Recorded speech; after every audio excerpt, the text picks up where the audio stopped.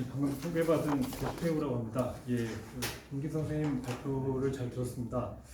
사실 제가 정확하게 자신이 없는 분야이긴 한데요. 열심히 배우는 자세로 왔는데 토론을 좀 임하고자 합니다. 선생님께서는 최근에 이제 여러 가지 논문을 좀 내시면서 자본주의 시장 경제라는 부분들을 이제 새롭게 이제 연구하시는 미국 시장을 중심으로 하시는 연구를 진행 중이신 걸로 알고 있습니다. 그래서 시장의 어떤 경제적 자유라든지 생산력의 그 증대 이런 부분들하고 또 그것이 이제 여러 가지 오늘도 나왔습니다만 그 여러 가지 그 상품 시장의 확대 속에서 그 리스크의 증대, 사회에 대한 위협, 그래서 뭐 그런 측면들을 주목을 하신 것 같고요. 그런 어떤 시장 경제 발달 과정에서 양다성에 주목하시면서 개항기 미국 시장을 소재로 그 자본주의 경제의 등장이라든가 또 그것을 또 관리 대상으로 또 이제 관리를 하게 되는 이제 국가, 어떤 근대 국가로서의 성격, 어떤 변화 이런 측면들을 분석해 오신 걸로 알고 있습니다. 오늘 이제 방금 하셨던 그 발표문도 그 일환으로 볼 수가 있을 것 같고요. 전기미 시장의 탄생과 그로 인한 미국 거래의 자본주의적 변화 이런 부분들을 분명하신 걸로 저는 이제 이해를 했고요.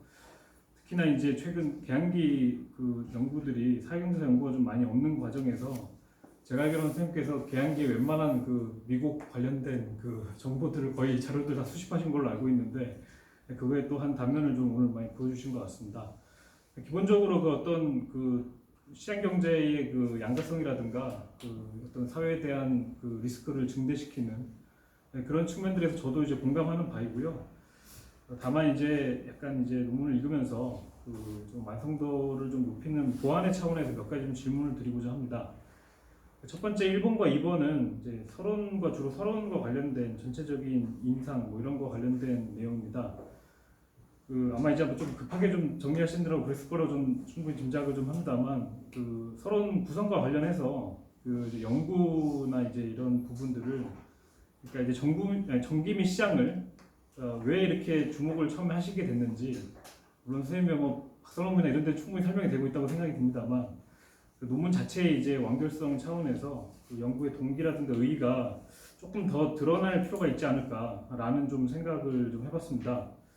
물론 뭐 이제 그 선생님께서 이제 서론에서 그 뭐 선물거래 등장의 제도화라든가 또 그런 차원에서 전기 및 시장이 있다라는 것이고 또 그것이 비대면이라든지 비대면 거래라든가 이제 비대면 하니까 지금 코로나 이게 또 생각이 나는데요.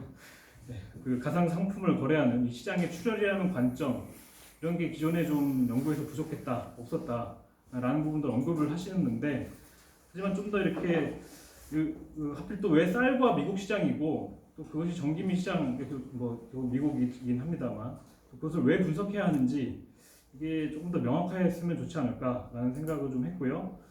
뭐 제가 생각하기에는 뭐 조선에서 미국이라는 게 아무래도 농업 경제 속에서 농업 사회에서 가장 중시된 상품이었고 자본주의 시장 경제가 본격적으로 모습을 드러낼 때 이 미국이라는 부분이 역시 중요한 성격을 가질 수밖에 없는 소재일 수밖에 없는 그런 측면에서 좀 출발을 하시면서 좀 다시 한번 정리를 하시는 게 필요하지 않을까라는 생각을 좀 해봤습니다.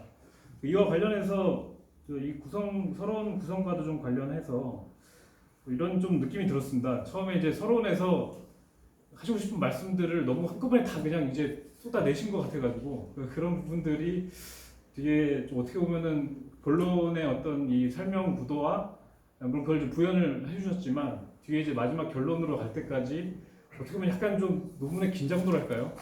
처음에 너무 말씀들을 너무 이렇게 한꺼번에 다 쏟아내시면서 좀 긴장도를 떨어뜨리시는 건 아닐까, 떨어지고 있는 것은 아닐까 이런 좀 생각이 좀 들었습니다. 너무 결론이 서론에서 많이 예고되고 있는 것이 아닌가라는 느낌이 들었고요. 뭐 예를 들어 그 서론 1, 2쪽에서 보면 미국 거래 확대라든가 불확실성 증대, 뭐 선물 거래 등장이라든가 전기미 시장 설립, 비대면 거래 전환에 따른 이윤 추구 욕구 이런 것이 증대되었다라는 거. 그리고 자본의 끊임없이 자기 복제 이런 게 이제 처음에 너무 다 한꺼번에 등장하고 있다라는 생각이 들어서 그런 느낌을 좀 받았고요. 그래서 그런 차원과도 관련해서 결국 결론 부분이 좀 단순 좀 요약을 하셨는데 좀 앞으로 이제 보완하시면서 본론의 내용을 토대로 좀 새로운 어떤 좀 평가랄까요? 전기미 시장을 통해서 계양기 경제 혹은 사회 경제를 보는 데 어떤 의의랄까 그런 측면들을 조금 더 강조를 해주시면 또 확인 업무에 또 많이 들어가 있다고 생각을 하는데요. 그런 부분들을 좀 많이 강조를 해주시면 더 좋지 않을까 하는 생각이 들었고 그런 차원에서 제목도 어떤 단순히 미국 거래 성격이라는 그 문구보다는 이를테면 특히 이제 좀 제가 인상 깊게 봤던 뭐 대목으로서 뭐 가상 거래라든가 뭐 자기 복제 뭐 이런 단어들을 좀 전면에 좀 내세우시면서 그 선생님의 그 하시고 싶은 주장을 좀 더 강조하시면 좋지 않을까라는 생각을 좀 해봤습니다. 그 나머지는 좀 세부적인 내용들을 좀 이렇게 제가 궁금한 것도 있고 잘 이해가 안 되거나 혹시 제가 이해를 못했던 그런 부분들을 좀 몇 가지 그냥 정리를 해봤습니다. 첫 번째로 이제 3쪽에서 이제 그러니까 본문 첫째 장 제일 먼저인데요. 뭐 이제는 이제 김도영 선생님 한참 전에 김도영 선생님께서 이제 이미 쓰신 게 있긴 하지만 갑자기 인천 미드추에서 인치가 갑자기 튀어나온다는 느낌이 좀 들었습니다. 그래서 뭐 독자들을 생각해서라도 좀 뭐랄까요, 그 인천 미드추운소의 그 배경이라든가 그게 주로 이제 당시 제조 일본인 사이에서 어떤 방식으로 이게 등장을 하게 됐는지 이런 거에 대한 설명이 있으면 또 그것과 함께 또 전기미 시장의 시초라는 측면들 그런 의미를 간략하게 좀 부연을 하시면서 그 전기미 시장 그 인치의 어떤 중요성 이런 부분들을 좀 소개해 주시면 좋을 것 같고요. 그 두 번째로는 서러운 이제 말미에서 전기미 거래로 인해 비대면 관계로 전환하면서 일정한 자본이 있으면 누구나 미국 매매에 참여할 수 있게 되었다는 점.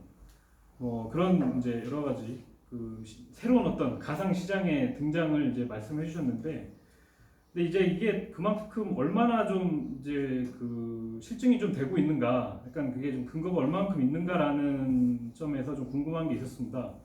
다시 말씀드려서 누구나 미국 매매에 참여하게 되었다라는 점을 말씀하셨는데, 그게 이제 그 경제적 차원에서는 전기미 시장의 일반적인 성격을 그 3, 4쪽 부분에서 좀 일부 말씀을 해주시고 계신데, 이게 1890년대 후반에 얼마나 이게 많은 사람들이 참여하고 있었고, 또 그게 그로 인해서 뭐 거래량이 뭐 좀 실제로 많이 뭐 갑자기 늘어난다라든지, 혹은 뭐 계층별로 뭔가 어떤 그 말 그대로 30년대 특히 이제 식민지 시기에 많이 나오는 그런 그 이제 이른바 이제 그 투기 열풍 뭐 이런 거와 같은 현상들 이런 게 혹시 뭐 보이는 것인지 그런 좀 궁금함이 좀 들었고요. 그런 차원에서 혹시 좀 보충해 주실 게 있으시면 설명해 주시면 감사할 것 같습니다. 세 번째로 표 3은 아마 이제 뭐 편집하시다가 좀 오류인 것 같은데 그 제가 좀 보다 보니까 좀 이해가 안 되다가 부표를 좀 보다 보니 제일 뒤에 있는 부록이에요.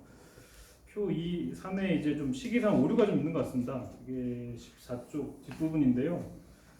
시기별로 보니까 그 표 2에 있는 시기하고 표 3에 있는 시기가 동시에 좀 겹치고 있는데 그게 제가 부표를 다시 보니까 아닌 것 같더라고요. 아마 편집하시다 단순 좀 뭐 잘못인 것 같기도 한데 어쨌든 그걸 한번 체크를 해보시면 좋을 것 같습니다.